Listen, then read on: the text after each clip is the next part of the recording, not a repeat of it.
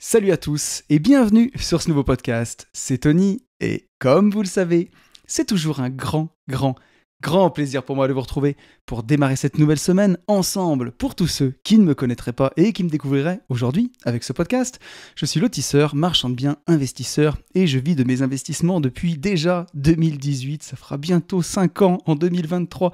C'est magnifique. Ce podcast n'étant sponsorisé d'aucune manière, bien entendu. Ici, pas de pub pour des coques de téléphone ou pour des VPN, même si VPN c'est bien pratique pour YouTube Premium.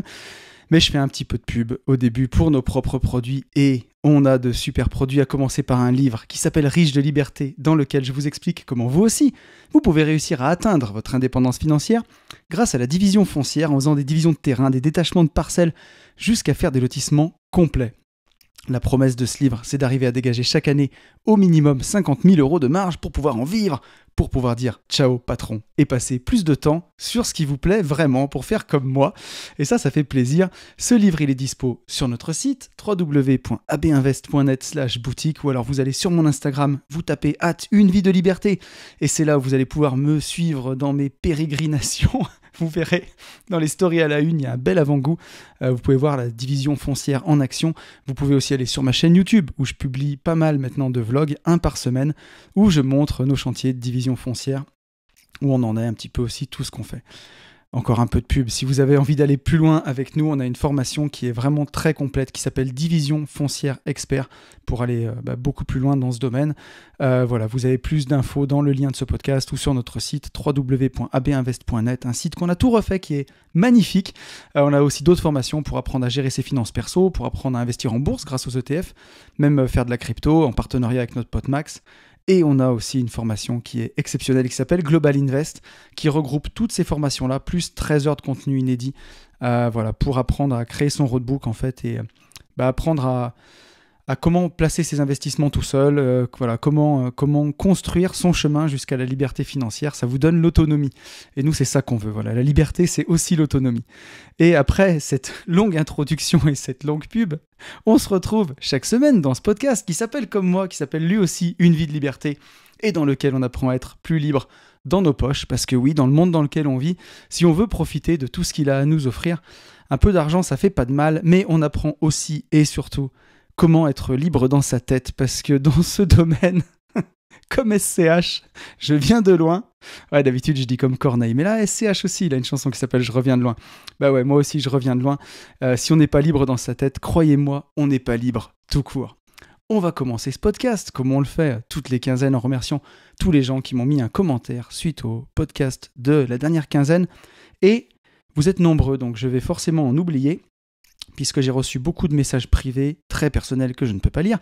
Mais donc, un grand merci en tout cas pour tout le monde, pour Otio, Claire, Régis, Marion, Vanessa, Clément, Nicolas, Hello Pasque, Céline, Jean, Charles, Xavier, Nimbus, Gwendoline et Guillaume. Un grand merci à vous tous, ça fait plaisir. Je le redis à chaque fois, mais grâce à vos commentaires, c'est vous qui faites vivre ce podcast. Et moi, parfois, il y a des youtubeurs que je suis, que j'aime bien, et je suis le premier à ne pas mettre de commentaires.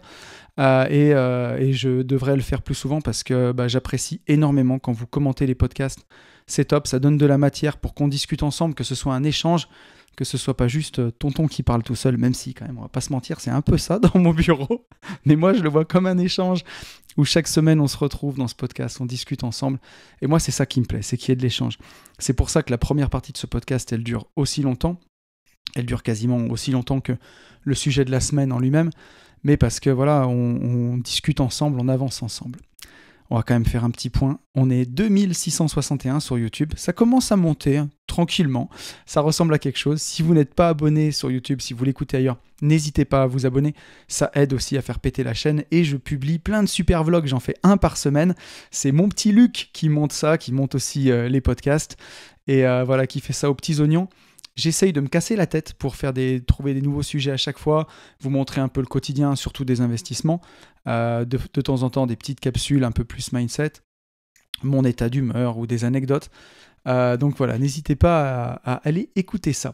On est 586 sur SoundCloud et on est à 354 notes sur Apple Podcast, dont un nouveau commentaire. Merci à Santiago, merci à toi pour ton commentaire 5 étoiles. Là aussi, ça monte. Si vous avez envie de m'aider, n'hésitez pas à vous abonner. Je sais que j'en parle chaque semaine, mais c'est important. Ça nous permet que ce soit pour moi sur Une vie de liberté ou sur mon podcast des Gentlemen Investisseurs avec mon compère Yann, de vous proposer toujours des choses plus sympas, de faire venir des nouvelles personnes aussi sur le podcast. Donc voilà, on est 7398 sur Insta, dans mon road tout 10 000 abonnés. Je m'étais fixé 8000 abonnés cette année. Et on est à 7400 presque, donc on n'est pas loin. Si vous n'êtes pas abonné sur Insta, n'hésitez pas à me faire un petit coucou, c'est là où je suis le plus présent et j'essaye de répondre à tout le monde. Et encore un grand merci à vous tous qui prenez le temps de liker, de commenter. Voilà. Merci à vous. Je vous propose qu'on passe aux news de la semaine. Il y en a beaucoup des news cette semaine, enfin beaucoup. La première sur laquelle je veux revenir, bien entendu, c'est la soirée du 26 novembre. Le 26 novembre avait lieu le repas de fin d'année des Gentlemen Investisseurs. Donc pour ceux qui m'écoutent que sur Une vie de liberté, les Gentlemen Investisseurs, c'est mon second podcast que j'anime maintenant depuis presque 3 ans avec mon pote Yann, mon compère. Et voilà, et ça fait la 2e année qu'on fait ce repas de fin d'année. L'année dernière, c'était un resto, on était 50. Cette année, on était 160. On était au cabaret Le Lion Rouge, juste à côté de Lyon, justement. Et c'était complètement incroyable, c'était fou. On avait demandé de respecter un dress code, tout le monde l'a respecté. Il y avait une ambiance de folie. On a eu de la chance, on a énormément de chance d'avoir une communauté comme vous. Merci infiniment à tous ceux qui étaient là. Je ne peux pas tous vous citer.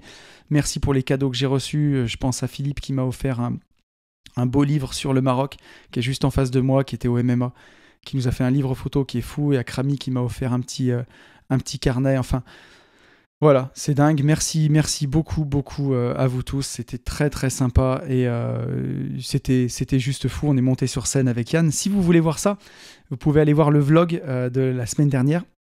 Le vlog qui s'appelle « Je construis une maison et je débriefe le cabaret ». Et vous verrez, j'ai mis des images de cette soirée. C'était juste génial. J'ai pas trop d'autres mots, quoi. Enfin, j'avais mes parents qui étaient là. J'étais content qu'ils voient ce qu'on a construit avec Yann pour les Gentlemen Investisseurs, la communauté qu'on a, et voilà, on a la communauté qui nous ressemble en tout cas. Là, on a lancé les événements, je vais en parler pour 2023. C'est déjà en train, je crois que chaque événement est rempli déjà à moitié, c'est complètement fou, c'est dingue. On a beaucoup de chance, voilà. On l'a construit, on est allé la chercher, cette chance, on donne aussi beaucoup, je suis conscient qu'on donne beaucoup, que ça tombe pas du ciel, qu'on donne ces podcasts, mais on reçoit, on donne 10, on reçoit 100, quoi. Donc, merci. J'espère que je fais un merci général, mais je veux qu'il touche chacun de vous, en tout cas.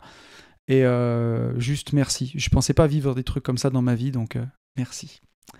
Je voulais vous parler du Black Friday la semaine dernière. Vous avez fait sauter le truc, quoi. Merci infiniment, merci beaucoup. Voilà, on avait fait 25%, ça faisait une jolie promo et vous avez vraiment joué le jeu parce qu'on a... on a vendu pas mal de formations, que ce soit Division Foncière Expert, donc bienvenue à tous les nouveaux, que ce soit Global Invest, bienvenue à tous les nouveaux, et aussi les formations les plus accessibles, on va dire, en termes de prix, sur les ETF et la formation finance perso. Donc voilà, un grand merci à vous tous. N'hésitez pas à nous faire des retours, je suis certain que vous serez entièrement satisfaits. Et on vous prépare des nouvelles formations pour l'année prochaine. On a eu 3 idées de choses où personne ne l'avait encore fait, où ça n'existe pas, en tout cas pas à notre manière. Donc on va bosser là-dessus. Ça arrivera entre le mois de février, je dirais, et le mois de juin. Elles devraient être toutes sorties d'ici là, si tout va bien. Et je pense que ça vous plaira aussi beaucoup. C'est des sujets qui n'ont pas été traités, donc voilà, pour vous apporter toujours plus. Et ce sera cool. Et voilà, donc un grand merci encore à vous tous pour ce Black Friday, d'avoir été fidèles et d'avoir répondu si nombreux. Je voulais vous dire que le livre Riche de liberté est en rupture de stock. Voilà. Je devrais les recevoir normalement au 18 décembre. Donc, ça me laisse le temps de vous les envoyer pour Noël, si jamais ça arrive. Toutefois, je ne peux pas vous le garantir. Voilà.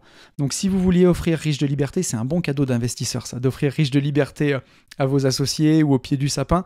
Je sais que ça a beaucoup de succès chaque année et je me suis mal goupillé puisque, voilà, j'ai pas vu que j'avais aussi peu de stock. J'ai recommandé et il me reste 3 bouquins qui ont été commandés ce matin.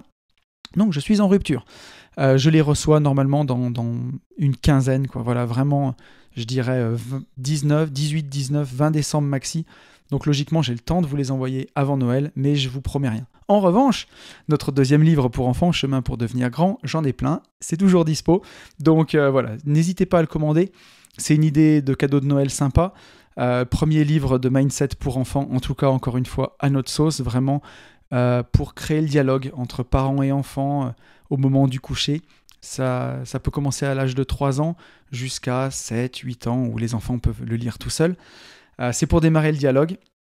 Ça nous ressemble, c'est à notre façon, c'est pas bourrin, vous pouvez l'offrir à des gens qui sont pas du tout dans le monde de l'indépendance financière, c'est plus mindset que finance, mais ça parle aussi un peu d'argent, toujours avec subtilité, vous inquiétez pas, c'est pas un coup de boule à ton patron qui te la rat race pour les enfants de 5 ans, c'est pas du tout ça. Donc voilà, vous pouvez y aller sans crainte, et merci déjà à tous ceux qui l'ont commandé, ça fait vraiment très plaisir. Et je voulais vous parler des nouveaux événements de 2023. Donc, on en a parlé dans le podcast privé avec Yann. C'est pas pour vous dire de vous abonner au podcast privé, mais on a toujours donné la primeur aux gens qui étaient sur le podcast privé pour ces événements-là. Donc, l'année prochaine, on va aller au Maroc faire du MMA au mois de mars. On va aller, si je dis pas de bêtises, au surf au mois de juin, faire du surf. On va à Mimizan, pardon. On va aller faire du kart au mois de septembre et on va aller sur 3 jours. Et on va aller au Maroc, en Royal Enfield. Donc là, les motos, vraiment la moto indienne par excellence, le truc de fou, ça va être incroyable. Ça, vraiment, j'ai fait le Sri Lanka et l'Inde sur une Royal Enfield. Ça fait partie des souvenirs que je garderai toute ma vie. Et là, le faire entre potes, entre investisseurs, ensemble, une semaine au Maroc. On part vraiment une semaine, il y a 5 jours de moto. N'hésitez pas. On a essayé de travailler à fond sur les prix. Donc, les gens du podcast privé ont la primeur. N'hésitez pas, si ça vous intéresse, quand même à me le dire, si c'est pas tout rempli. Et voilà, donc ces événements sont en train de bien se remplir déjà. C'est donc encore une fois, merci à tous ceux qui nous font confiance. C'est juste fou. Et une chose qui vous intéressera aussi sur Une vie de liberté, c'est on faisait des coachings avec Yann qui s'appelait J'irai investir chez vous, pour ceux qui nous suivent sur les Gentlemen Investisseurs. Une fois par mois, on partait dans toute la France coacher les investisseurs. On a modifié le concept pour cette année et on va faire des ateliers où c'est venez investir comme nous. En tout cas, venez investir chez nous, même si c'est pas chez nous que vous allez investir, mais vous avez compris l'idée. Vous venez chez nous pour qu'on fasse comme un J'irai investir chez vous, mais en groupe. Donc là, on a prévu un premier groupe de 16 personnes, une première session du 1er au 3 mars. Je crois qu'elle est déjà pleine aux 3/4. On avait prévu 16 personnes, j'ai déjà 12 réservations fermes. Voilà, le prix, ce sera 1 990 € pour les 3 jours. Vous êtes nourris et logés pendant les 3 jours. On dort avec vous, on dort au même endroit. Donc, on va vraiment passer 72 heures full ensemble. Voilà, on dort au même endroit, on prend tous les repas ensemble. Et voilà, dans le prix, vous avez toutes nos formations. Donc, que ce soit Starter Cash de Yann, la division foncière, les ETF, les finances perso. Il y en a pour 1 600 € de formation. Et donc pour 1 990, un peu plus, vous avez les 3 jours de coaching avec nous. Le prérequis, c'est que toutes les formations soient faites pour qu'on puisse vraiment avancer. Il y aura bien entendu Yann avec moi, mon associé des Gentlemen, mais aussi mon associé dans la vie sur AB Invest, Benjamin, que vous connaissez pour ceux qui ont fait la formation finance perso, qui regardent les vlogs, et mon pote Fab, le coach en PNL et serial entrepreneur, qui sera aussi là pour nous épauler. Donc je pense que ça devrait être des moments incroyables. La première session, ce sera du 1er au 3 mars. Si ça vous intéresse, n'hésitez pas à me le dire pour booker ça assez vite, parce que je pense que pour la première session, il reste 4 places. On a regardé pour faire 3, voire 4 créneaux dans l'année. On le fera 3 ou 4 fois. Voilà. Donc n'hésitez pas, si jamais c'est quelque chose qui vous plaît, qui vous intéresse, c'est au programme de l'année prochaine. Et je suis sûr que ça va être exceptionnel. Donc un grand merci à vous pour ça. Allez, je vous propose qu'on revienne sur le podcast de la semaine dernière. Et la semaine dernière, on a parlé, enfin la dernière quinzaine plutôt, mais vous m'avez compris, on a parlé de gratitude. Un sentiment tellement puissant et pour le coup, j'ai pas l'habitude de vous raconter des sornettes sur Une vie de liberté et de vous raconter des trucs que je fais pas. C'est des podcasts que je veux le plus authentique possible, où je vous partage ce qui a marché pour moi, mon quotidien, que ce soit dans les trucs qui marchent ou aussi les trucs qui marchent pas pour moi. Et je sais que la gratitude, c'est quelque chose qui me fait vraiment du bien de parfois me dire que finalement tout va bien, quoi. Donc on va parler de ça. J'ai eu quelques autres questions avant de revenir sur la gratitude. J'ai eu un message de Camille, justement. Je peux vous parler de ce qui parfois ne marchait pas. Camille qui m'a dit « Hello tonton, j'espère que tu vas bien. Suite à l'écoute de ton podcast, Tonton répond à vos questions partie 2, je me suis posé la question suivante. Comment gérais-tu le sentiment d'être emprisonné dans ton travail rat race à partir du moment où tu as commencé à mettre des actions en place en parallèle pour t'en libérer ?» Donc, j'aurais pu attendre pour répondre à cette question, mais je trouvais qu'elle était vraiment, vraiment intéressante.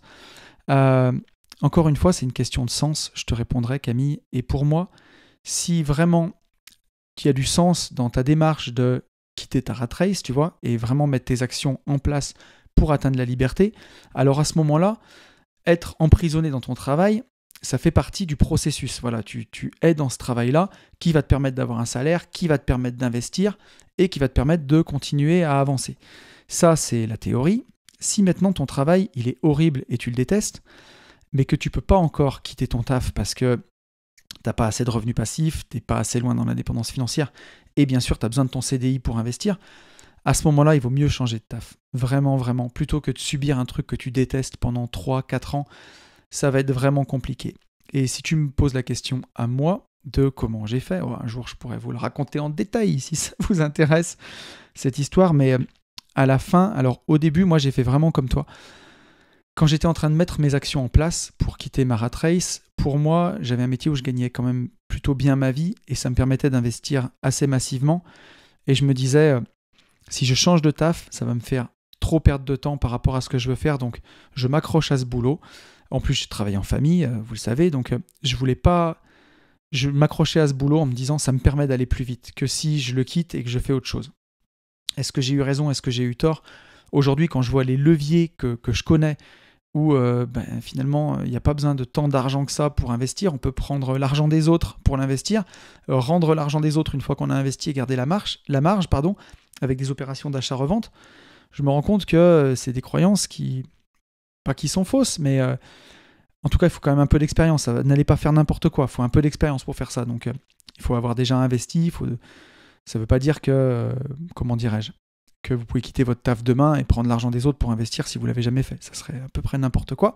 Mais voilà, en tout cas, moi, j'ai voulu garder mon CDI pour continuer d'investir, d'avancer. Mais à la fin, je le gérais très très mal, justement. Et notamment puisque les 2 dernières années, mes revenus passifs remplaçaient largement mes revenus du travail.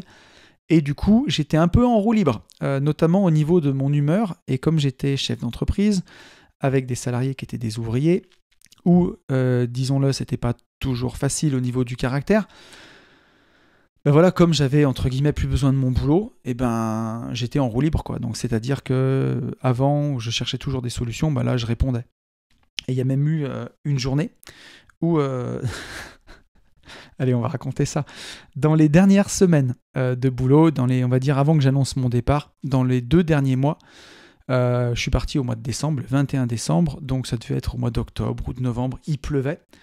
Et mes gars voulaient pas aller au chantier, quoi. Ah, il pleut, on veut être en intempérie, on veut pas travailler. Et d'habitude, je faisais toujours mon rôle de galvanisateur de troupe. Allez les gars, on y va quand même. Dès qu'il pleut, vous mettez dans le fourgon. Dès que la pluie s'arrête, on continue de bosser. Comme ça, au moins, vous n'êtes pas mouillés si ça s'arrête de pleuvoir. J'ai regardé la météo, ils annoncent mieux cet après-midi.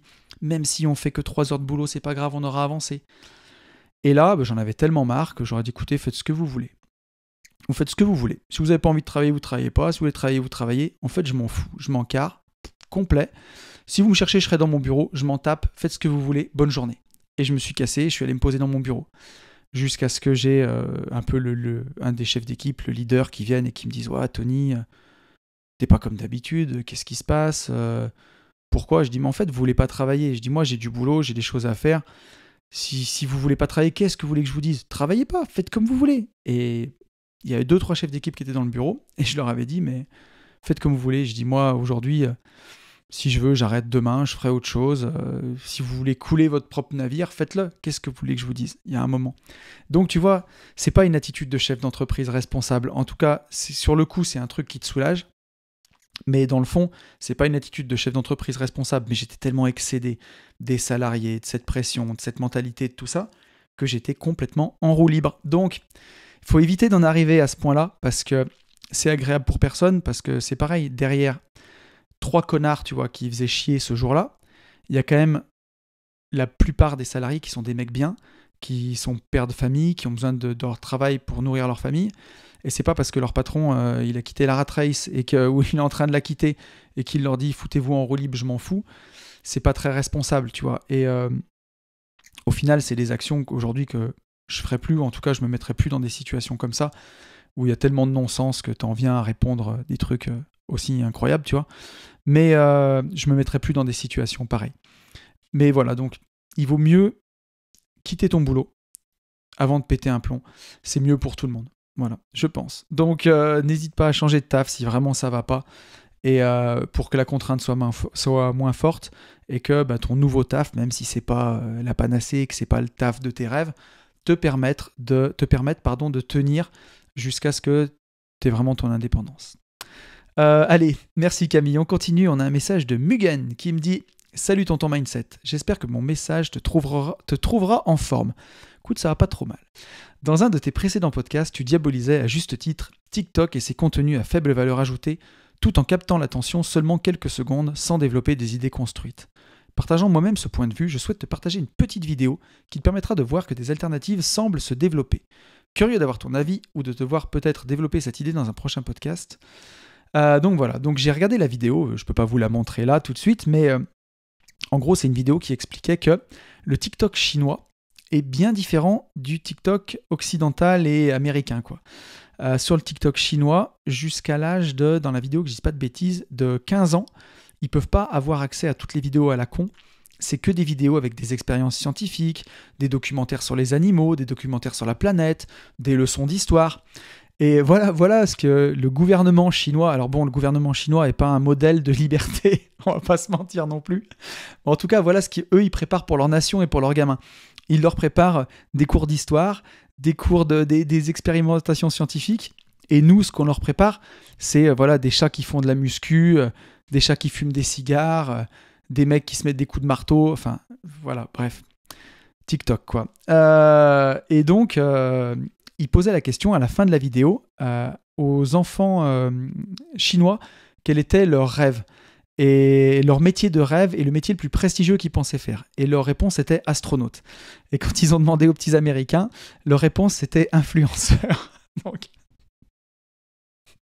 ah, la catastrophe. Donc voilà, quoi. Voilà. Et pourtant, je vous dis ça, et j'ai fait des réels, et je suis sur TikTok. Et je joue aussi parfois ce jeu-là, parce que pour ceux qui l'ont vu, donc sur mon Instagram, j'ai collaboré avec Alex qui est passé dans ce podcast. Justement, le jeune étudiant qui a fait des crédits in fine pour acheter ses colocs, qui a monté la chaîne Esprit Entrepreneur, où c'est super bien filmé. Et lui, il se filme pas avec un iPhone et un petit micro, il se filme avec des vraies caméras, c'est vraiment super bien fait. Et d'ailleurs, ça fait une vidéo de super qualité qui est sur leur chaîne YouTube, n'hésitez pas à aller la voir. Et une vraie vidéo pour le coup, où je parle très sérieusement de division foncière, et eux mettent tout sur TikTok. Et ils m'ont dit, tonton, si tu peux balancer 2-3 punchlines, c'est bien parce que ça fait démarrer les TikTok. Donc c'est ce que j'ai fait. J'ai balancé 2-3 anecdotes, 2-3 punchlines authentiques dedans. Et la vidéo, elle fait 40 minutes. 37 minutes, c'est de la pure division foncière, de la pure technique. Elle est très intéressante d'ailleurs. Si vous voulez un complément à Riche de Liberté, ou un préambule à la formation Division Foncière Expert, n'hésitez pas à aller regarder sur la chaîne d'Esprit Entrepreneur, 40 minutes où je parle de division foncière. Pour le coup, c'est pas du mindset. Alex m'a dit, elle s'appelle Esprit Entrepreneur, la chaîne, on veut ton mindset, mais parle-nous d'immobilier. Donc c'est ce que j'ai fait. Et franchement, la vidéo, elle est super. Mais par contre, les TikTok qu'on a fait pour présenter les vidéos, quelque part, ils ne reflètent pas le contenu. C'est du putaclic, quoi. Mais c'est jouer le jeu pour attirer du monde. Et d'ailleurs, ça n'a pas trompé. J'ai quasiment pris 200 abonnés depuis que la vidéo est sortie. Donc, ça attire les gens. Et ça sort bien entendu sur TikTok. Et j'ai aussi fait mon test TikTok. Donc, j'avais dit qu'on faisait 30 réels avec Quentin, la personne qui me monte les réels. On en a posté déjà 20. J'ai pris presque 750 abonnés sur TikTok. Voilà, le niveau des commentaires, c'est ras les pâquerettes. Je suis encore pas convaincu par la plateforme. Après, je me dis, il faut peut-être pas être con, il faut être dessus. Mais voilà, je trouve que le niveau, il est zéro ras les pâquerettes. C'est toujours mon avis. Mais voilà, encore une fois, c'est Si c'est jouer un peu le jeu des apparences, j'ai fait un test cette semaine par exemple, je vais vous en parler pour le vlog de la semaine dernière. Le vlog, je construis un immeuble par rapport au précédent vlog. Et en fait, la vidéo, comme elle commence, c'est je me filme à la pompe à essence en train de faire le plein de la Porsche et après je tape une accélération. Alors déjà, ça régale parce que j'aime les voitures et quand je regarde les vidéos d'Akram ou de GMK, ça me fait marrer de les voir faire ça. Et je sais que pour certains d'entre vous qui aiment bien les voitures, ça vous fait plaisir. Mais voilà, c'est aussi une Porsche, j'ai ton attention, tu vois. C'est un peu ça, quoi. Et pour essayer, pour voir. Bien sûr, derrière, il y a du contenu de qualité, on s'y trompe pas. Mais parfois, j'en reviens à ce que disait Rudy. Rudy, mon pote, qui a le podcast Leadercast, qui m'a aidé. C'est aussi grâce à lui que je me suis lancé dans le podcasting. Qui disait parfois qu'il faut savoir jouer le jeu des apparences sur Internet. Et c'est un peu ce dont je me rends compte. On a un message de Otio qui me dit, il rebondit sur les CGP, et qui me dit... Tonton dans le texte, j'ai rencontré des CGP, j'étais plus riche qu'eux. Haha, cette punchline. Donc ouais, j'ai balancé cette punch. Mais ouais, j'ai rencontré 3 CGP. Il y en avait 2, j'étais plus riche qu'eux. Et le 3e, c'est sûr qu'il était plus riche que moi, mais il n'était pas riche grâce à ses investissements. Il était riche grâce aux commissions qu'il prenait sur les gens qu'il avait en gestion. Donc... les vendeurs de formation qui sont riches parce qu'ils vendent des formations, c'est pas bien. Nous, on ne mange pas de ce pain-là. Bien sûr qu'on est content quand on fait un Black Friday et qu'on vend des formations, ça fait plaisir. Mais avant tout, on a réussi grâce à l'immobilier. On fait de l'immobilier tous les jours. Les gens qui me suivent sur YouTube, ils le voient. Et voilà quoi. Mais donc, moi, le CGP, j'ai envie de me faire conseiller par un CGP qui est devenu riche par ses investissements, par sa gestion de son patrimoine, pas par les coms qu'il a pris sur mon dos, quoi. Pour moi, ça fonctionne pas. Ça fonctionne pas. C'est comme si je vous vendais division foncière expert et que j'avais fait une division foncière dans ma vie et que j'avais gagné plus d'argent en vendant les formations qu'en faisant la division. C'est pas logique. Donc, je continue. C'est vrai que beaucoup ne sont pas crédibles dans leur fonction. Si pendant quelques secondes tu lui enlèves l'étiquette de son taf, tu te dis « Mais bordel, qu'est-ce que je fous là en fait à parler à ce mec ?» Je vais pas me faire des copains sur les CGP, il y en a des biens, j'en suis sûr et certain. Et j'ai un message de Nicolas qui me dit « Je te partage une info sur tes copains CGP fauchés. Selon les chiffres de l'AMF, 6% des conseillers en investissement CGP fournissaient exclusivement des conseils indépendants à fin 2021. Donc 94% des CGP sont rémunérés par les fournisseurs de produits. Et ben voilà, ce qu'il fallait démontrer. C'est pour ça que quand on fait les J'irai investir chez vous avec Yann, nous on vous vend, entre guillemets, enfin on vous coach sur des méthodes, pour investir, des méthodes pour quitter la rat race qu'on a éprouvées. On ne vous vend pas, on n'a pas d'action chez personne, on ne vous vend pas des produits à nous, ce genre de trucs. Et voilà, tous les CGP que j'ai vus, ils étaient maqués chez le conservateur, chez ci, chez ça, et ils vendaient leurs produits. Ils en ont rien à faire que le produit soit bien ou pas, tant qu'ils sont commissionnés dessus. Je suis sûr qu'il y en a des biens. Et j'ai 1 ou 2 personnes qui m'ont contacté sur Instagram qui étaient super, mais écoutez un podcast des gentlemen, vous verrez. Il y en a un qui s'appelle « Vendre sa mère pour de l'oseille ». Vous verrez, un podcast des gentlemen investisseurs. Je parle de 2 personnes dont j'ai été extrêmement proche à un moment, enfin extrêmement proche à un moment en tout cas, puisqu'ils faisaient partie de mon cercle d'investisseurs. On partait en voyage ensemble. Et c'est clairement des gens qui vendraient leur mère pour de l'oseille, pour toucher des commissions. Et pour nous, investisseurs, ces gens-là sont des parasites. C'est-à-dire qu'ils vivent sur votre dos comme une puce, elle vit sur le dos d'un chien, ou comme du gui vit sur un arbre, quoi. Un parasite. Nous, investisseurs, on fait de l'argent par nos prises de risque, par nos investissements, par notre intelligence, par voilà, je le dis, boucher les oreilles des enfants, par nos couilles, quoi. Et ça va pour les hommes et pour les femmes qui investissent, même si le mot, voilà, vous avez compris. Sors les rames, tonton, mais vous avez compris l'idée, quoi. On porte nos couilles pour investir et il y a des mecs qui viennent derrière nous tondre, en fait, et se gaver sur notre dos. Et j'y arrive pas, en fait, voilà, j'y arrive pas. Et il y a beaucoup aussi de CPF, de CPF, j'y ai arrivé, de CGP, qu'ils deviennent pour quitter la rat race et qui n'ont pas beaucoup d'expérience d'investissement ou d'investisseur. Pour moi, c'est un boulot, tu peux pas faire ça. C'est comme si tu voulais faire love coach et que tu avais 18 ans et que tu avais juste ta petite copine du collège, quoi. Tu peux pas, c'est pas possible. Ou que tu voulais faire tonton mindset. Si moi, Tony, j'avais voulu faire tonton mindset à 19 ans.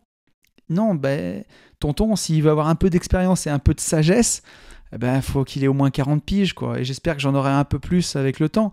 Mais voilà, en tout cas, c'est ce que j'en pense.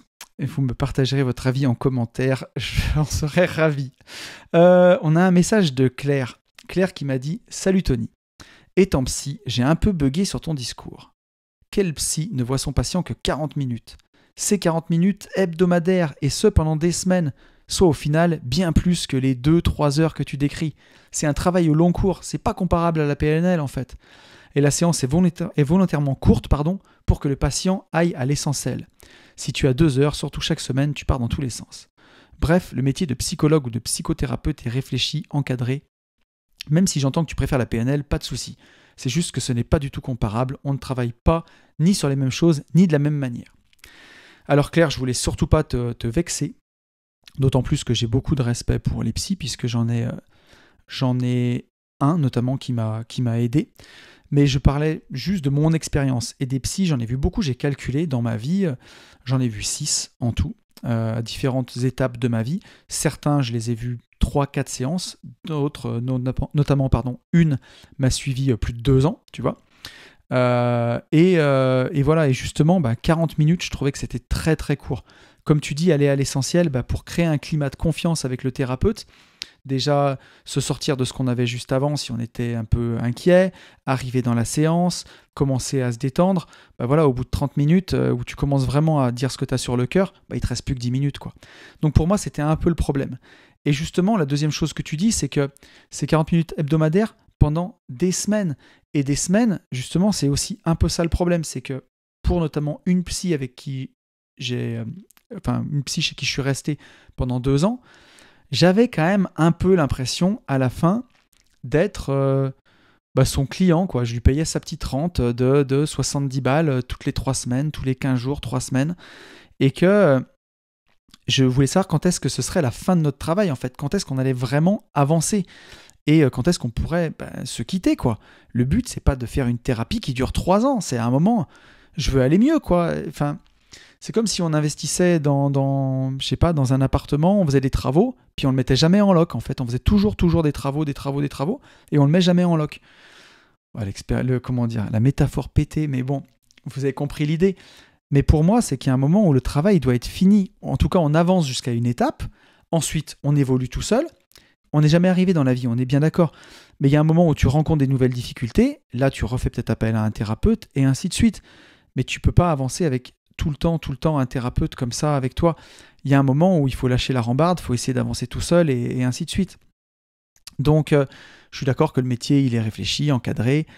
Je pense que c'est surtout un problème de personne plus que de méthode. Et là, je pense que je mettrai tout le monde d'accord.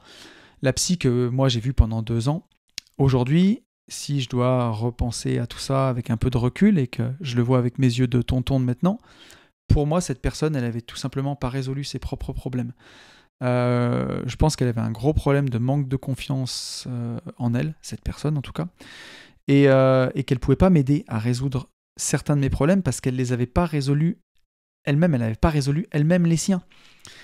Et ça, je pense que c'est encore une fois, le plus gros problème, c'est on revient sur l'histoire du CGP. Imaginez si pendant 3 ans, je vous vends de l'indépendance financière, je vous vends des méthodes pour être libre, je vous vends des méthodes pour avancer, et en fait, quand vous me rencontrez dans la vraie vie, je suis fauché, je fais pas d'investissement, je suis dans un taf rat race où mon patron il m'insulte, et où je suis pas libre du tout. Mais vous vous sentiriez floué, vous seriez écœuré. Vous diriez, mais tonton, mais il se fout de notre gueule, quoi. Et l'idée, c'est ça. Quand quelqu'un est là pour vous dire, je vais t'aider à aller mieux, et que la personne en face de vous, elle va déjà pas trop bien, compliqué. Moi, j'y vois compliqué, en tout cas. Donc, je pense que c'est surtout un problème de personne plus que de méthode, et que j'ai vu 2 coachs PNL dans ma vie, une femme et un homme que vous connaissez, Fab. Et c'était des personnes qui, pour moi en tout cas, allaient très bien dans leur vie et avaient résolu beaucoup de leurs problèmes. Sylvaine, ma coach qui aujourd'hui n'exerce plus, elle existe toujours bien entendu, mais elle n'exerce plus, c'est quelqu'un qui respirait le bonheur et ça se sentait. Et quelqu'un qui allait foncièrement bien. Et c'était hyper apaisant, quoi. Et c'est vraiment pas Sur les 6 psys que j'ai vus, il y en avait peut-être 2 qui étaient comme ça. Donc voilà. En tout cas, je ne sais pas si on se mettra d'accord, ma petite Claire, mais voilà mon explication. On a encore 2 messages. On a un message de Roman qui me dit « Salut Tony, juste un message pour te faire un retour sur ton dernier podcast, parce que je ne pense pas qu'on aura le temps de discuter ensemble samedi soir avec le monde qu'il va y avoir. J'ai trouvé ton podcast fort inspirant sur la gratitude et je la pratique depuis 1 mois également. J'ai suivi les exercices du livre The Secret, la magie, qui donne des exercices sur la gratitude chaque jour. Depuis, je les applique tous les matins et comme tu dis, cela fonctionne quand tu y crois. Très bonne soirée et à samedi, Roman. Donc c'est Roman qui était au repas des gentlemen. Donc The Secret, je ne l'ai pas lu le livre, j'avais vu le documentaire, j'avais pas trop accroché, mais le livre je l'ai offert à Benjamin, et Benjamin m'a dit qu'il avait bien aimé. Moi je ne l'avais pas encore lu, et effectivement c'est, en tout cas on retrouve toutes ces choses autour de la loi de l'attraction. Moi j'aime bien la version Napoleon Hill de ça, mais effectivement il faut le pratiquer quand on fait sa lettre à l'univers, et je vous renvoie au podcast que j'avais fait il y a quelques années sur le sujet. C'est une arme incroyable. Enfin, une arme, en tout cas un outil, on va dire, pour avoir une métaphore un peu plus joyeuse. C'est un outil incroyable, la lettre à l'univers, pour voir les choses arriver dans votre vie. Faire un tableau de rêve aussi, alors vous ne le voyez pas parce qu'il n'est pas filmé, mais j'ai le mien qui est juste là. Et mon tableau de rêve correspond parfaitement à ma vie. Il y a du crossfit, il y a une jolie Porsche blanche, il y a de la liberté, il y a un avion qui vole, il y a un arbre, un arbre à pognon. Pour symboliser la liberté financière. Et effectivement, ça ressemble vraiment beaucoup à ma vie. Donc je vous invite aussi à faire ça. J'en ai parlé aussi dans les podcasts, de se faire un tableau de rêve. C'est vraiment important. Et encore une fois, ça aide à amener les choses à soi. Et bien entendu, les exercices de gratitude. Faut pas s'arrêter au podcast, quoi. Faut vraiment les faire. Moi, je sais que j'en ai tous les matins. Quand je vais au CrossFit, je descends de chez moi, j'habite en haut des montagnes, et je vois la plaine éclairée avec le soleil, il y a des lumières qui sont folles, c'est magnifique, et je me dis à chaque matin, mais quelle chance de vivre cette vie-là, quelle chance de pouvoir aller au sport le matin, quel bonheur, quoi. Et même quand j'ai des difficultés, on va en parler dans ce podcast, parce que ces derniers temps de difficultés, enfin, on a eu des trucs moins cool, je me rappelle que finalement tout va bien. Donc voilà. Et on a un beau message de Thibaut que je vais vous lire, et ce sera si je dis pas de bêtises, ce sera le dernier message qu'on va lire avant de passer au sujet de la quinzaine. Un message de Thibaut qui me dit « Bonjour tonton Mindset, une fois n'est pas coutume, je me permets de réagir à ton dernier podcast, et plus particulièrement sur la chance de vivre à notre époque actuelle. Je suis petit-fils de mineurs de fond du nord de la France. Outre l'image populaire de vagues souvenirs de Germinal, j'ai en tête notamment les anecdotes de mon père des jours sans manger en fin de quinzaine, ma mère me décrivant le givre qui se formait sur la fenêtre des chambres ou les conditions de vie spartiates dans les corons absolument inimaginables aujourd'hui. Mes grands-parents ont vu nombre de leurs amis, parfois d'enfance, mourir dans le trou, au cours d'un accident, d'un coup de grisou ou plus lentement de maladie. Et si ces histoires semblent aujourd'hui d'une autre époque, elles ne datent pourtant que d'une 50aine d'années. Je m'estime chanceux de cet héritage, car lorsqu'il m'arrive de regarder mon arbre généalogique dans le rétroviseur, j'ai pleinement conscience de la chance incroyable que l'on a presque tous de pouvoir manger à sa faim, de dormir dans un lit, de pouvoir voyager à travers la France, voir le monde, d'avoir une température confortable en plein hiver et des milliers d'autres choses qui nous semblent pourtant naturelles. Et moi, en tant que Stéphanois, c'est un pays de mines. Moi, j'avais pas de mineurs dans ma famille, puisque j'habite à 40 minutes de Saint-Étienne. Mais je vois tout à fait ce que tu veux dire. Et effectivement, c'est ce dont je parlais dans le dernier podcast, de se dire, d'avoir conscience de ça, de la gratitude pour ça. Moi, je l'ai même... ça paraît bateau, je le disais, mais juste de me faire un café le matin et de prendre une douche chaude. Juste ça, en fait, on s'en rend pas compte, c'est un luxe. J'ai mon pote Charles qui écoute tous les podcasts, qui aujourd'hui qui est en déplacement en Nouvelle-Calédonie en ce moment, et qui m'a dit, si tu savais le niveau de pauvreté qu'il y a ici, et quelqu'un qui est même en HLM, qui a 20 degrés dans son appartement et qui passe son temps à jouer à la PlayStation, il m'a dit il est plus riche que le plus pauvre des plus pauvres des plus pauvres d'ici. Il est 30 fois plus riche que lui. Et ça, on s'en rend plus compte, en fait. Et bien sûr que c'est pas parce qu'il y a bien plus malheureux que nous qu'on ne doit pas monter nos standards ou qu'on ne doit pas vouloir plus. Mais c'est pas parce qu'on veut plus qu'il ne faut pas qu'on ait de la gratitude pour ce qu'on a. Et ça, j'en reparlerai aujourd'hui. On va parler un petit peu de minimalisme dans le podcast. D'avoir conscience de ce qu'on a. et de se contenter de peu, même si on veut plus, mais savoir qu'on sera heureux avec peu et avoir de la gratitude pour ce qu'on a déjà, c'est vraiment une des clés du bonheur. Je reprends le message de Thibaut. Concernant les émotions négatives, je partage un peu moins ton point de vue. Certes, il est essentiel de se préserver des émotions négatives parasites et des personnes ou situations toxiques qui viendraient nous miner inutilement le moral. Mais je pense également que certaines situations négatives qui nous concernent directement doivent être vécues pour nous faire grandir et avancer et ne peuvent pas, dans tous les cas, être évitées. Les séparations, les disputes, les échecs et les décès font partie intégrante de la vie et chercher à se préserver des douleurs qu'elles occasionnent n'est pour moi qu'une façon de se voiler la face, une fuite en avant inutile qui ne fait que repousser l'échéance pour parfois la subir différemment et bien plus violemment que de l'accepter sur le moment. Je pense à cette phrase, peut-être de toi d'ailleurs, disant que contrairement au bonheur qui est en quelque sorte notre configuration par défaut, la tristesse n'est qu'une étape transitoire entre deux périodes de bonheur. Elle est passagère, quoique plus ou moins longue, et permet d'accepter une situation difficile pour revenir à un état de sérénité. Pour finir, il y a beaucoup de pommade après. Voilà. Des grands merci. Et moi, je te dis aussi des grands merci, mon petit Thibaut. Donc, à mon tour de t'exprimer beaucoup de gratitude pour ce message. Et pour ce dont tu parles, je suis pas complètement d'accord avec toi, parce que c'est pas ce que je dis en fait. Je dis pas qu'il faut vivre dans un monde de bisounours et comme se créer un mur. Si demain ta femme elle te quitte, tu vas pas te dire ah cool, c'est joyeux, les cadeaux cachés, je vais me retrouver célibataire, je vais pouvoir partir en vacances tout seul, génial.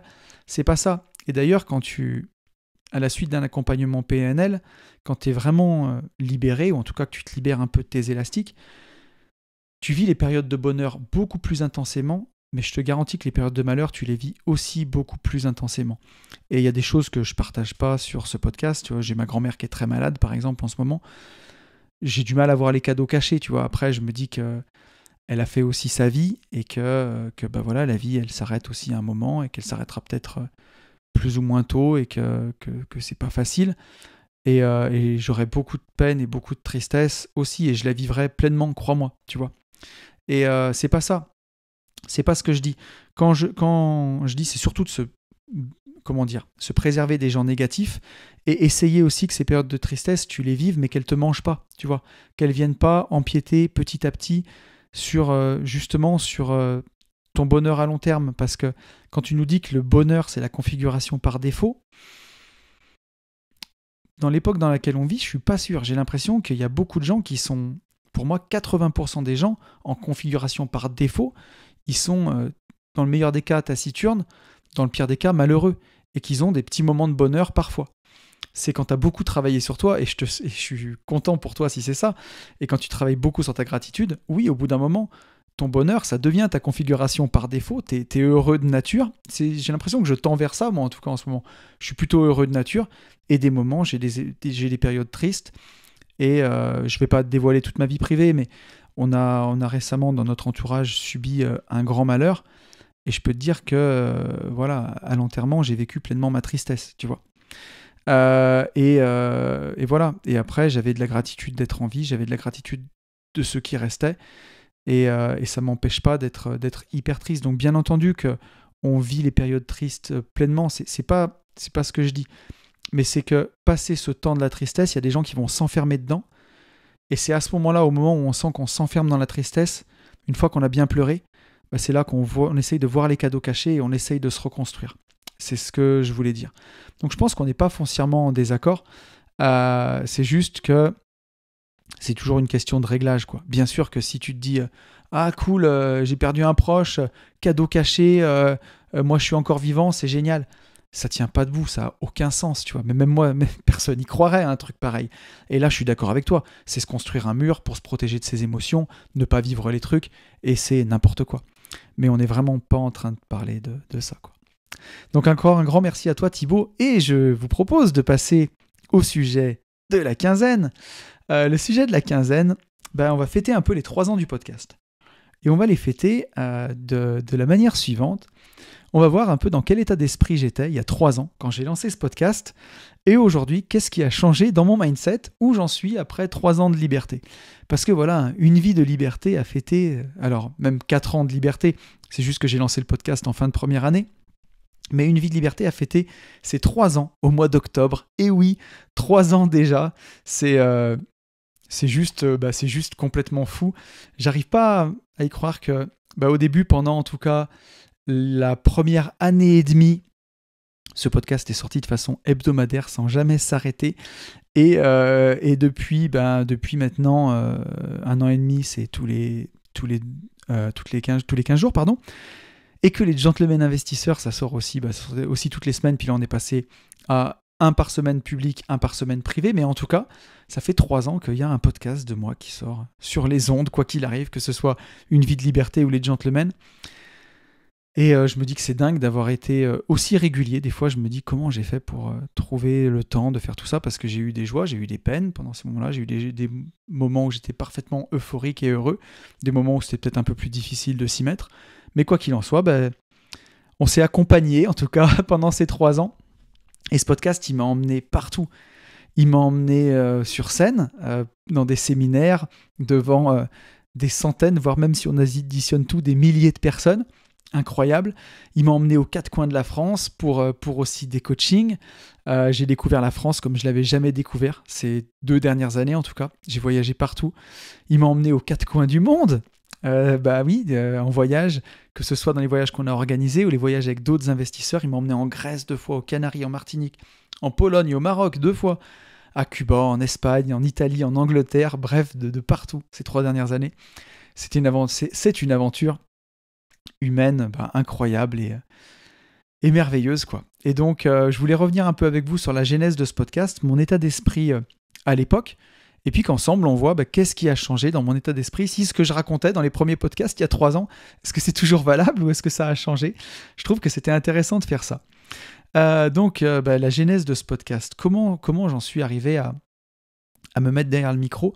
J'ai toujours été un grand amateur de podcasts, j'ai toujours aimé ça, en tout cas depuis que ça existe, et je me rappelle vraiment en écouter depuis 2015 et après 2016 où j'ai adoré déjà mon pote Rudy qui a le podcast Leadercast. Ça m'a beaucoup aidé à me poser des questions, à avancer, d'écouter Rudy philosopher sur le sens de la vie pendant 3 quarts d'heure chaque semaine. Ça m'aidait à me remettre en question, j'adorais ça. Après, j'ai découvert Jean Rivière par le biais de Rudy et Antoine BM, qui avaient tous les deux à l'époque un podcast où ils parlaient de web marketing, mais pas beaucoup, ils parlaient surtout de liberté. Et ils en parlaient tellement bien. Et je me rappelle que ces 3 podcasts dans ma semaine, quand j'étais dans ma voiture, dans ma rat race, j'allais de chantier en chantier, avec mes bottes pleines de terre, faut s'imaginer ça. Et je me mettais ces podcasts et pendant 3 quarts d'heure, je m'évadais, quoi. Je me sentais libre, je me sentais bien. Il m'inspirait, c'était ouf, quoi. Et même avant, au-delà de la passion de l'immobilier, c'était d'écouter ces podcasts parler de liberté. Pour moi, ça a toujours été la liberté avant l'immobilier. L'immobilier, on en reparlera, mais c'est juste un moyen, c'est pas la fin. La fin, c'est ce sentiment de liberté qui m'anime, c'est vraiment une de mes valeurs fondamentales. Vraiment, quand j'ai quitté mon taf, la première année, je voulais surtout me reposer, en fait. J'étais fatigué de mon ancien boulot, j'étais fatigué de tout. J'étais même pas chaud pour monter à B-Invest. J'étais pas si chaud que ça. Bien sûr que j'avais dit qu'on le ferait avec Benjamin, mais je voulais qu'on fasse ça un peu à la cool. J'étais content qu'on ait ce nouveau projet, mais je voyais un peu ça comme un side business. Je voulais pas que ça me prenne tout mon temps. Donc on a créé AB Invest, on s'est bien pris au jeu malgré tout, et on a fait nos 3 premières opérations lancées avec la banque. Il y en a une, vous connaissez l'histoire, la banque ne m'a pas financé au dernier moment, elle a financé nous, mais la banque en a financé 2, et elle nous a dit, faites déjà ça les gars, et après on verra. Et comme je voulais pas mettre trop plus d'argent à l'époque, je me suis dit, on a eu du temps, quoi. Je dis, qu'est-ce qu'on va faire pendant ce temps-là ? Et on s'est dit, mais on n'a qu'à écrire un livre sur notre passion. Puis moi, j'avais envie de repartager sur Instagram. Je faisais beaucoup ça à l'époque où je faisais de la muscu. Je partageais un peu sur Insta pour les dossiers. Et je me suis dit, je repartagerais bien sur Insta. C'était une période que j'aimais bien, on s'entraidait. Et puis, si j'écris un livre sur ma passion, ça me permettra peut-être aussi de le vendre, quoi, de pouvoir avoir un billet pour le vendre. Donc, on a écrit ce livre avec Benjamin. Et je voyais que sur Instagram, j'avais vraiment du mal pas à percer, mais à me différencier. Je voulais pas me montrer, je voulais être toujours très discret, je voulais pas montrer mon visage. Et je suis allé voir mon pote Rudy, justement, que je connaissais dans la vraie vie, qui a le podcast Leadercast, la chaîne de muscu Rudy Koya. On a passé une après-midi ensemble, il m'a expliqué comment faire les choses. Et il m'a dit, est-ce que tu voudrais faire des vidéos YouTube ? Je voulais pas. Il m'a dit, au moins un podcast. Et je dis là, je montre pas mon visage. En plus, j'aime tellement ça. Ça sera vraiment, pourquoi pas, quoi, vraiment. Et je suis reparti de chez Rudy avec un super plan de bataille. Et là, pour la première fois de ma vie, j'avais vraiment du temps de me poser pour faire ce podcast. Et je me suis dit, mais c'est une occasion unique de créer quelque chose et de le partager sur Internet, de le partager avec les gens. C'est une occasion unique. Donc, autant y aller, quoi. Parce que... Et j'avais pas envie de parler que d'immobilier, parce que l'immobilier, je vous l'ai dit, c'est quelque chose qui me passionne, c'est quelque chose que j'adore, c'est quelque chose c'est mon quotidien, l'immobilier. Mais ma véritable passion et ce qui m'anime plus que tout, je crois que c'est la liberté, c'est juste ce sentiment-là d'être libre, de partir en visite, de ne pas avoir de contraintes horaires de patron autres que celles que je m'impose. C'est le choix, quoi. C'est d'avoir le choix. Et je suis parti en lançant ce podcast, un peu dans cet état d'esprit où je ne voulais pas parler que d'IMO.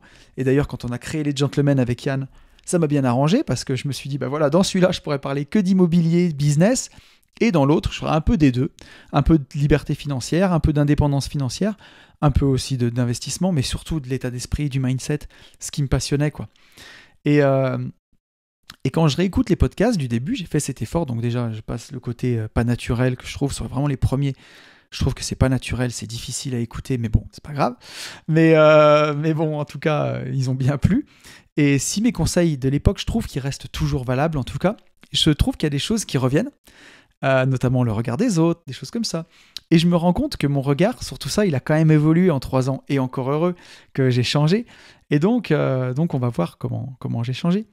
Mais c'est aussi, je trouve que ce qui est chouette quand je réécoute mes podcasts, quand je réécoute le podcast sur le regard des autres, je trouve que mes conseils sont toujours valables. Et j'aime aussi ça parce que je me dis que j'ai toujours voulu faire du contenu intemporel. C'est pour ça que je ne parle pas de l'actualité. J'en parle très très peu. Quand il y a eu tous les événements qu'on connaît de 2020, j'en ai quasiment pas parlé en fait. Dans un seul podcast, celui sur Grégory Le Marchal, j'en parle un peu parce que je trouvais que l'opposition était tellement forte entre quelqu'un qui a tellement peu de temps et qui veut vivre sa vie jusqu'au bout et des gens qui ont tout le temps du monde et qui la gâchent à avoir juste peur. J'ai fait un parallèle là-dedans, heureux, malheureux. En tout cas, le podcast a bien plu et c'est un de mes podcasts préférés. Mais j'ai jamais voulu traiter de l'actualité à proprement parler, de la politique, de choses comme ça, parce que c'est des trucs qui passent, quoi. Qui regarde encore le journal de 20h du 22 novembre 2018 ? Tout le monde s'en fout, c'est du contenu, c'est du jetable. Et on est nourri par ça, par du jetable en fait, du contenu jetable. Et moi, je déteste faire ça. Et j'ai pas envie de faire ça. Je veux faire du contenu qui soit intemporel. Que mon podcast, on puisse l'écouter dans 5 ans, 10 ans, et que le contenu soit toujours d'actualité, en fait, qu'il vieillisse pas. Et ça, je suis content d'avoir réussi, à mon avis, à le faire, en tout cas. Et ce contenu, il cristallise aussi mon état d'esprit de la période à laquelle il a été enregistré, un peu comme un journal de bord, quelque part. Donc je trouve que c'était intéressant, et parce qu'au tout début de ce podcast, j'avais 10 mois de liberté devant moi. Donc ça faisait seulement 10 mois que j'étais libre. Et aujourd'hui, j'ai 3 ans et 10 mois de liberté. Donc j'étais libre, mais j'étais pas encore devenu Tonton Mindset. Et ça, c'est le surnom que vous m'avez trouvé, en tout cas, et je trouvais que ça cool. C'est vraiment marrant. Et ça m'a beaucoup plu, Tonton Mindset. C'est pour ça que je l'ai gardé. Mais donc j'étais libre, quand j'ai créé ce podcast, j'étais libre avec un A d'apprenti aux fesses, comme les voitures. Enfin, financièrement, j'étais libre parce que je rentrais déjà pas mal de revenus passifs. Je sais pas, peut-être à l'époque 4-5 000 euros par mois, quelque chose comme ça.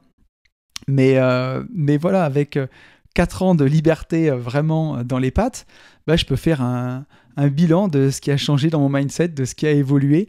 Et voilà, donc voilà, on va commencer par la première chose. Il y a 4 ans, en tout cas 3 ans et demi, 3 ans on va dire plutôt, il y a 3 ans quand j'ai démarré le podcast, la question que je me posais c'était est-ce que mon rafio de fortune va-t-il flotter ? Puisque voilà, aujourd'hui, ça fait 4 ans que j'ai pas de salaire et j'en suis pas mort, voilà, je suis vivant, ça va bien. Donc le bilan, quand on lâche la rambarde, quand on se lance et quand on commence à en parler dans les podcasts, j'avais que 10 mois de liberté devant moi. Et je sais qu'au fond de moi, je me disais, est-ce que je vais y arriver ? Est-ce que ça va durer ? jusqu'au bout? Est-ce que ça va vraiment marcher? Donc, bilan après 4 ans, est-ce que j'ai fait banqueroute? Est-ce que je suis au RSA? Ou est-ce que ça a marché? Non, je suis bien plus riche qu'avant. Voilà, sans dire le montant, mon patrimoine a augmenté de 50% en 4 ans. Donc, plus 50%. Donc c'est pas mal, et je suis très très content de ça. Mais voilà, au début, j'avais peur, j'avais même plutôt très peur que ça s'arrête, même si je me disais que ça pouvait pas s'arrêter parce que la façon dont j'avais construit les choses, ça pouvait pas ne pas marcher. Et je compte plus les feuilles de notes dans mon iPhone de l'époque où je retape dans tous les sens mes calculs, de me dire, mais si je passe ce bien en LCD, je gagne 500 € de plus par mois. Si j'arrête cet abonnement, j'économise 30 balles. Et pour vraiment voir si ma liberté, elle était bulletproof. Et pour voir comment va s'adapter mon cash flow. J'en ai encore plein, je les ai toutes gardées, j'ai les feuilles de cette époque. Et voilà, à l'époque, en fait, quand j'ai construit ma liberté les années avant, c'est un peu comme un bateau qu'on construirait au chantier naval, quoi. Théoriquement, tous les calculs sont bons. Le bateau, il doit flotter, il doit fonctionner. Donc, on le met à l'eau. On voit s'il flotte. Et au moment où j'ai lancé le podcast, j'en étais un peu là, quoi. Voilà, le bateau, il est au port. Il flotte. On a l'impression qu'il flotte bien, qu'il va bien. Et ben voilà, on va voir s'il peut nous emmener en Amérique maintenant. Et donc là, ben voilà, 3 ans après, oui, le bateau flottait. Il fonctionnait très, très bien. Il m'a emmené jusqu'en Amérique. Il continue de m'emmener encore loin. Et maintenant, voilà, on va essayer de faire encore un plus gros bateau, un porte-avions. mais voilà, ce qui a changé dans mon mindset, c'est peut-être qu'aujourd'hui, j'ai plus de sérénité parce que je suis encore plus confiant, je m'assume encore plus parce que je sais que ce que j'ai fait, ça marche. Et après 3 ans de podcast, j'en ai vraiment la preuve, quoi. Et donc ça, c'est le deuxième point. Je dirais que je suis serein, quoi. Je sais que, quoi qu'il arrive, demain, tout ira bien. Vraiment. Et ça, c'est hyper important. Parce qu'il y a une chose, c'est que j'avais déjà atteint quand même un bon niveau de patrimoine, un niveau où, entre les revenus du patrimoine qui dégagent tout seul, les loyers, l'augmentation du capital en bourse, et mes revenus, on va dire, actifs, c'est-à-dire mes achats-reventes de terrain, voilà un train de vie que je dépense 2000 ou 4000 € par mois. Je dis pas que c'est négligeable aujourd'hui, mais en tout cas, je suis à l'aise, quoi. Donc, bien sûr, je suis bien moins stressé. Je vais pas regarder les petites dépenses. Donc, j'ai un peu des problèmes. J'ai des problèmes de riches, mais c'est un peu ça. Je suis plus stressé pour des dépenses du quotidien. Si ma facture d'électricité, elle fait 180 € au lieu de 130, ça me stresse pas. Je vais maintenant plus stresser si j'ai oublié une taxe d'aménagement sur un bien et que je reçois une facture de 7000 €. Là, je vais pas stresser en tout cas, mais ça va plus être le genre de problème que je rencontre aujourd'hui. J'en rencontrais déjà à l'époque, mais aujourd'hui j'ai beaucoup plus d'investissements, j'ai continué de développer ces 3 dernières années. Donc, c'est plus les mêmes problèmes en tout cas. Mais ma compagne, elle vous dirait que je suis stressé tout le temps, ce qui est... ce qui est vrai et pas vrai, c'est-à-dire que à la fois j'ai la certitude que demain tout ira bien parce que je sais faire, et à la fois forcément quand on a beaucoup de business, on a souvent la tête qui est prise, tiens là il faut que j'aille chez le notaire, là j'ai ci à faire, là j'ai ça à faire, et donc je vais plus avoir cette préoccupation que tout fonctionne bien, et c'est là où j'ai marqué attention à la rat race de l'investisseur, puisqu'à l'époque où j'ai lancé Une vie de liberté, j'étais peut-être un peu plus cool puisque je venais de finir mes 3 premières opérations. Tout roulait à peu près. J'étais beaucoup moins occupé que maintenant. Rien à voir. Je venais d'écrire mon livre, j'étais en train de le lancer. Donc j'avais un peu plus de temps. Et aujourd'hui, j'ai lancé plein de projets et qui ont tous du sens pour moi, pris isolément, mais tout en même temps, des fois ça fait beaucoup. Donc j'essaye, aujourd'hui ma boussole c'est toujours le sens, j'essaye de garder du sens dans mes projets. Aujourd'hui on joue au jeu de l'argent par passion, pas plus par besoin, c'est pas le besoin de courir après, mais c'est de se dire, si j'ai pu le faire pour moi et être libre, est-ce que je peux pas pousser encore quelques années et le faire pour aider mes enfants derrière, et pour construire quelque chose qui soit pas juste à mon échelle, essayer de voir un peu plus grand et de se dire, pour les générations futures, je mets des coups de poing dans le micro, pour les générations futures, je peux peut-être faire encore plus. Donc, mais toujours en y gardant du sens. C'est ça le but, hein. Si ça n'avait pas de sens, je le ferais pas. C'est que c'est ma passion. J'adore investir, j'adore l'immobilier. Je le ferais jour et nuit, quoi. Quitte à des fois en perdre le boire et le manger, parce que j'aime ça.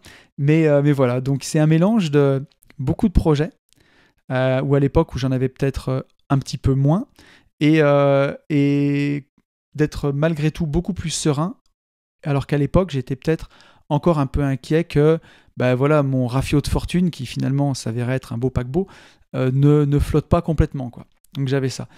Et par contre, ce que je dirais aussi, c'est je fais toujours attention à la crise d'adolescence. Ce que Yann, mon camarade des gentlemen investisseurs, appelle la crise d'adolescence, c'est de se croire arrivé, quoi, clairement. De se croire arrivé et de croire qu'il ne peut plus rien nous arriver. Donc aujourd'hui, je fais toujours très attention que chacun de mes investissements pris isolément ne dépasse pas un certain montant pour ne pas me retrouver coincé. Et récemment, j'ai eu le cas d'une offre qu'on avait fait pour un achat-revente sans condition suspensive de crédit.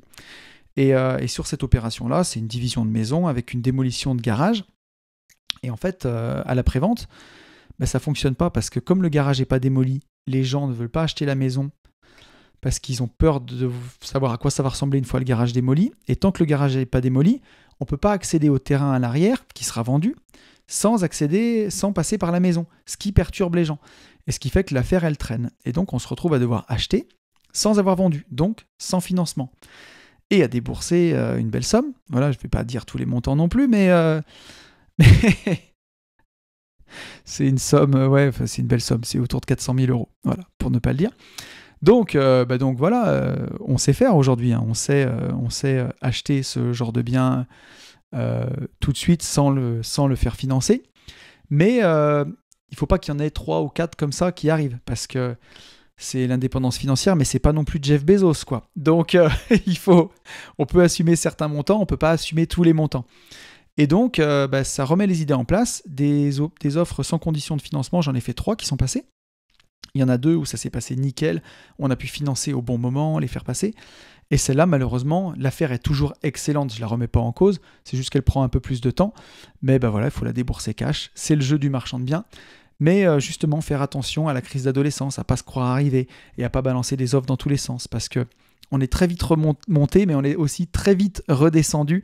Et justement, ça fait du bien de garder les pieds sur terre. Et je crois qu'en 3 ans de podcast, ça va. Ça touche encore le sol. Donc, on est sauvé. Troisième chose que j'ai notée, c'est que être juste rentier ne m'a pas rendu heureux. Et ça, c'était quand même très prépondérant dans mon état d'esprit de l'époque où je voulais devenir rentier. C'est-à-dire que je voulais avoir mes rentes de loyer, mes rentes des ETF, et je voulais plus rien faire. Mais je voulais ça parce que j'étais tellement fatigué de ma vie d'avant, tellement crevé que je crois que j'avais juste besoin de me reposer en fait. Mais voilà, je voulais plus rien faire. Et aujourd'hui, je peux l'affirmer, après 3 ans de podcast, ne plus rien faire, c'est un leurre.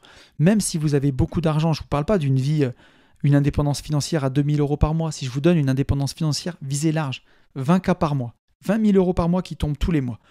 Par contre, la règle, c'est que vous pouvez voyager, vous pouvez aller visiter le monde, vous pouvez retaper votre maison avec cet argent, mais vous n'avez pas le droit de travailler. Vous n'avez pas le droit d'avoir un projet que vous pouvez vendre ou un projet de professionnel, quel qu'il soit. Eh bien, c'est quand même compliqué parce que l'être humain, en tout cas, moi, comme je vois les choses, on a besoin de sens pour avancer, on a besoin de projets, c'est ça qui nous porte. C'est des projets, des choses à construire. Et moi, en tout cas, je ne me voyais pas ne plus rien faire. Au début, je me voyais ne plus rien faire, et puis finalement, j'ai rajouté un podcast, et un livre, et un deuxième podcast, et une chaîne YouTube, et aujourd'hui, j'ai 8 sociétés, et voilà. Et en fait, on ne s'arrête pas parce qu'on est passionné, parce qu'on aime ça. Et je me rends compte que c'est avoir des projets, avoir des objectifs qui me rend heureux, et pas le reste. Et je le vois bien d'ailleurs avec mon pote Alex, qui est le boss du Club des Rentiers. Il est rentier, Alex, et quand on le voit, il a toujours des projets, que ce soit des voyages, que ce soit des projets avec la communauté, que ce soit des projets perso. Mine de rien, il bosse quand même beaucoup. Et même s'il est rentier, et alors après, il sait s'amuser, bien entendu, comme moi, je sais m'amuser. Mais c'est les projets qui nous animent, qui nous rendent heureux. C'est pour ça que je trouve que des fois, le mouvement FIRE, même si je ne le connais pas parfaitement, mais le mouvement FIRE, donc en américain, Financially Independent Retire Early, indépendant financièrement et retraite rapide, quoi, partir à la retraite tôt.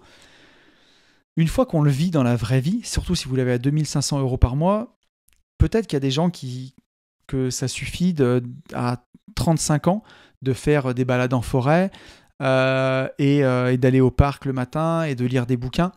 Moi, je sais qu'il m'a fallu plus que ça, quoi. Et que malgré tout, même quand on a cette indépendance financière comme moi, je la voyais au départ, c'est-à-dire une rente qui provient des ETF, une rente qui provient de mon immobilier, eh ben, je pense que malgré tout, il faut des flux et que ça fait du bien. Parce que au début, j'étais très sensible à la bourse. Donc les journées vertes, ça allait bien. Les journées rouges, j'étais un peu plus malheureux parce que je me disais merde, mon capital, il descend un peu. Aujourd'hui, j'ai des flux qui rentrent aussi, que ce soit le marchand de biens, que ce soit mes activités de coaching, le reste.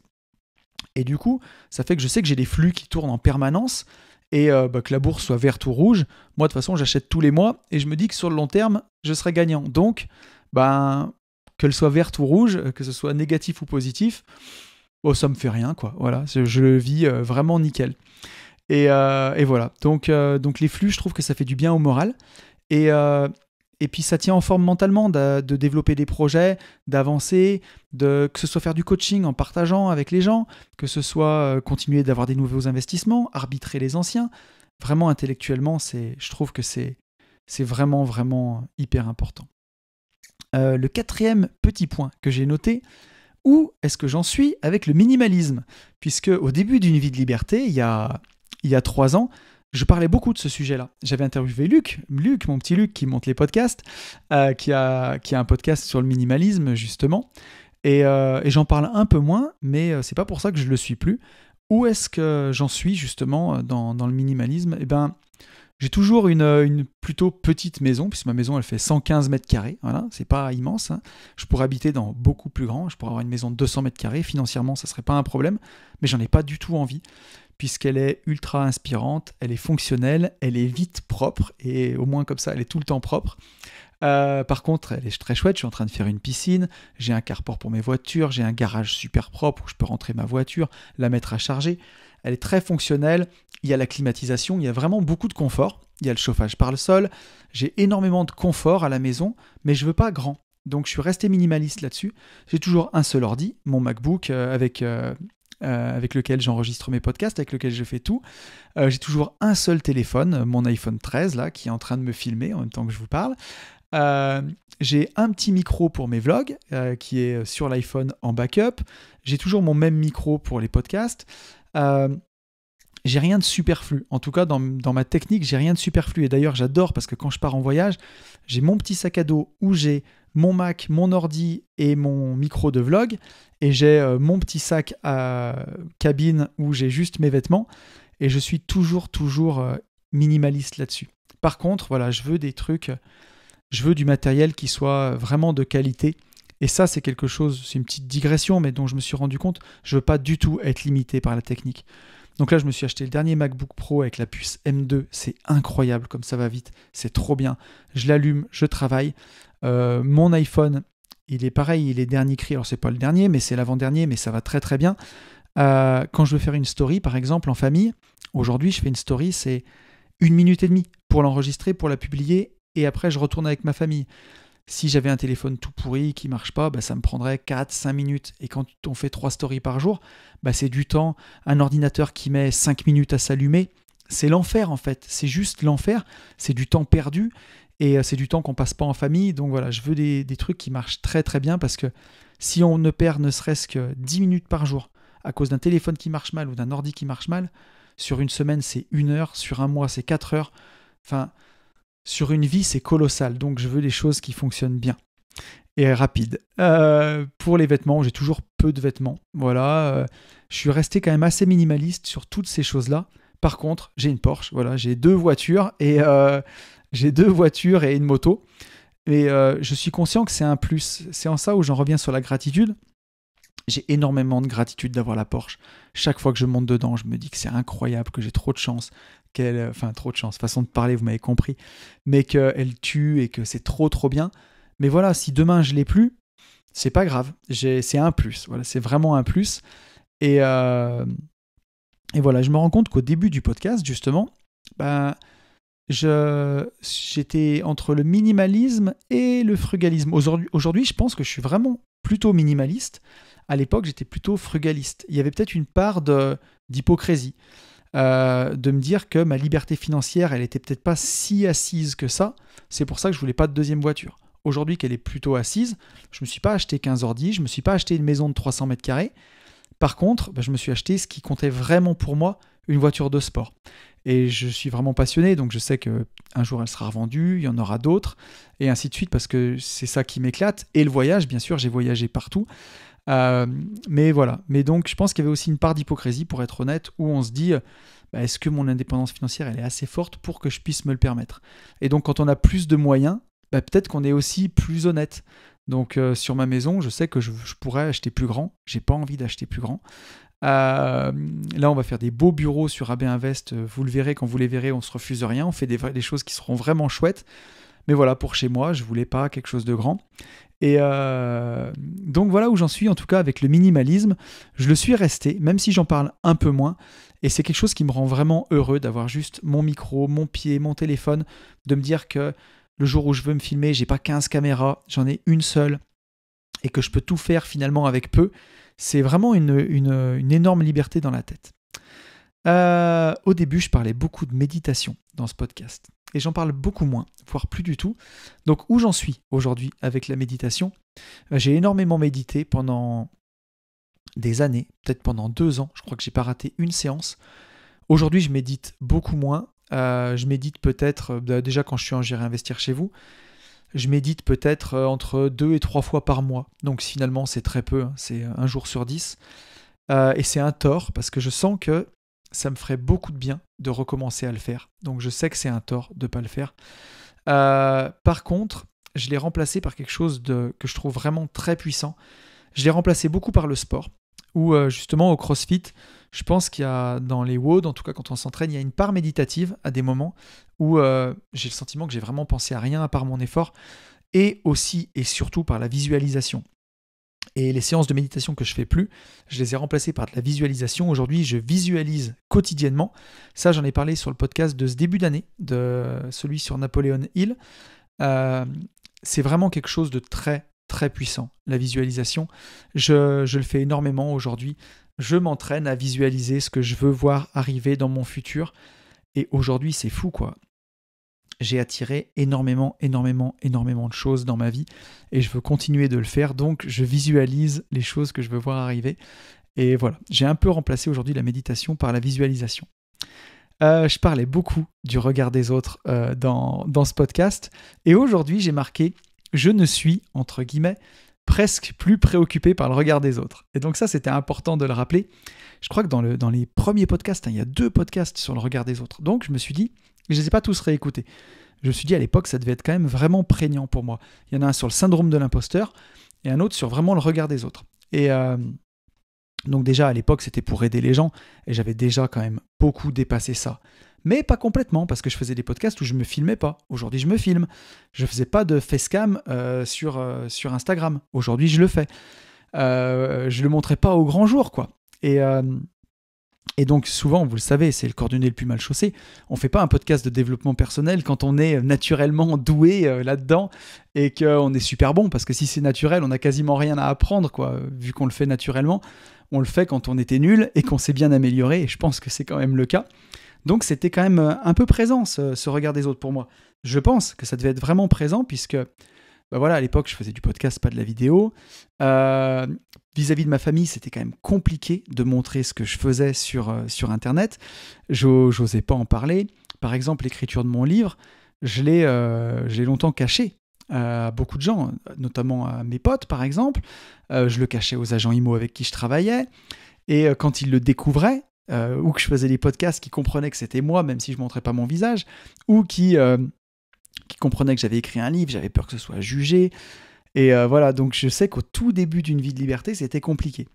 Donc là, on va pas se mentir, je pense que l'accompagnement PNL aussi a changé beaucoup de choses, et puis notamment tout ce que je fais avec une vie de liberté, parce qu'aujourd'hui, je ne sais plus à combien on est, 130 podcasts peut-être, forcément, quand je me pose ces questions-là, j'évolue aussi avec vous et j'avance. Donc aujourd'hui, je vis vraiment la chose au grand jour, c'est-à-dire que En fin de semaine, au moment où vous écoutez ce podcast, mon notaire vient intervenir au Mastermind Division Foncière. Mon banquier connaît une vie de liberté. J'ai offert à ma banquière riche de liberté. Je lui ai offert chemin pour devenir grand. Je lui montre mes formations en ligne. Donc je veux dire, je suis 100% nature avec tout le monde. À la boxe de CrossFit, tout le monde sait ce que je fais.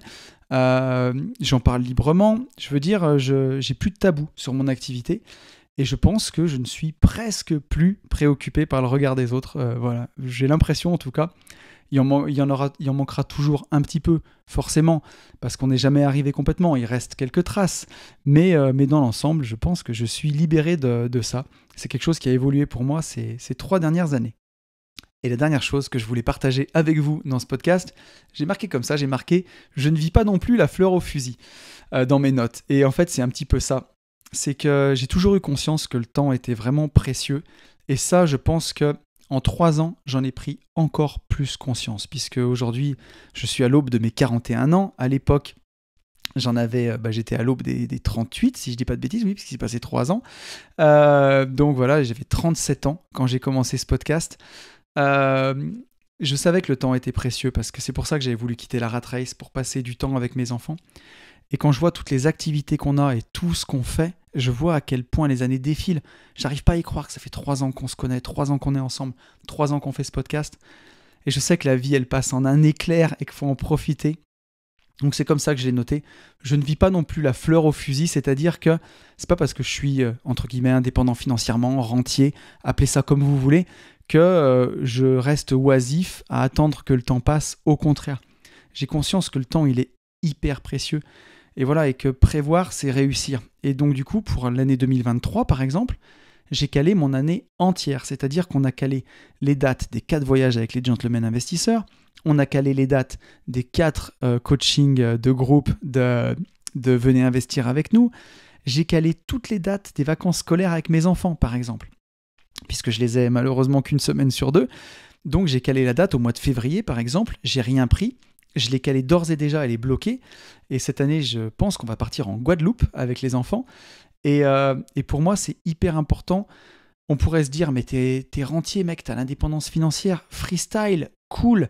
Mais en fait, c'est cette organisation qui fait que on donne de la valeur au temps et que les choses importantes, celles qui doivent être faites, il faut les faire. Il ne faut pas laisser place tout le temps au freestyle. Là, je prends la Guadeloupe avec les enfants. Si je ne fais pas l'effort de regarder mon calendrier 2023 en novembre 2022, en février, je vais peut-être prendre un rendez-vous important en plein milieu de cette semaine-là. Et là, je ne peux plus partir en Guadeloupe à cause d'un rendez-vous que j'ai prévu au dernier moment, comme ça, où j'ai fait un peu n'importe quoi. C'est pas possible. Et donc là, en prévoyant, la date, elle est calée. Cette semaine, je vais prendre mes billets d'avion, je vais réserver mon Airbnb. Et au moins, les choses sont calées. Et ensuite, je prévois pas tout là-bas. Justement, c'est après que je laisse la place au freestyle. Je vais regarder ce qui est intéressant. Et puis, par contre, on se laisse la liberté de se lever un matin, d'aller juste se poser sur la plage, profiter, aller dans l'eau bleue, sans caler toutes les vacances au quart de millimètre. À 10h, on sera là, à 11h, on sera là. Non. Mais par contre, juste caler les moments importants, caler le rendez-vous, quoi. Et après, laisser la magie opérer. Et donc, voilà, si j'attends le dimanche soir pour me rendre compte que ah merde, c'est les vacances scolaires pendant ma semaine avec les enfants et qu'en fait je les ai et que j'ai rien prévu, c'est cuit quoi. Donc je vis toujours pas la fleur au fusil, j'ai toujours la conscience que notre temps est précieux en fait, qu'il passe vite. Je l'ai plus que jamais. Voilà. Et je l'avais déjà au début d'une vie de liberté et je crois que je l'ai encore plus en fait, c'est exacerbé. Le fait que le temps passe, le fait que j'apprécie tellement cette indépendance financière. Ce qu'elle me permet de faire, c'est tellement précieux. Ce que j'ai construit, ce que j'ai créé et ce qu'on vit aussi, ce que je vis et ce que j'essaie de vous transmettre à travers les podcasts, qu'on en parle ensemble, qu'on vive ça ensemble. C'est tellement précieux que faut pas le gâcher, faut pas le perdre. Et je continue d'être extrêmement prévoyant. J'ai mon agenda qui est toujours bien rempli, qui est bien tenu pour justement profiter de chaque moment. Donc voilà, après plus d'1h20 de podcast, on arrive au bout de l'épisode. Donc en conclusion, il y a quand même beaucoup de choses qui ont changé pour moi en 4 ans d'indépendance financière. et en 3 ans de podcast. Mais il y a une chose qui est toujours fixée, qui ne bouge pas, c'est cet amour de la liberté qui est plus fort que jamais et que voilà, j'ai envie de vivre avec vous. Venez en mastermind avec nous, venez nous rencontrer, vous verrez, c'est exceptionnel. Et justement, voilà, être libre, encore une fois, c'est être responsable. Là-dedans, on a beaucoup parlé finalement dans ce podcast de ce qui avait changé pour moi et ce qui était plus que jamais important de continuer à faire. Et on voit que avec cette liberté, il vient pas juste de l'oisiveté et n'importe quoi, mais vient aussi de la responsabilité d'en prendre soin, d'en profiter. C'est ça aussi une responsabilité. Liberté, ça rime plus que jamais avec responsabilité, pas avec sécurité. Ça rime pas avec bonheur, mais en tout cas pour moi, ça rime avec bonheur. Voilà, on arrive au bout, je vous libère, j'espère que ce podcast vous aura plu. Je vous souhaite le meilleur et vous le savez, je vous souhaite par-dessus tout de vivre libre.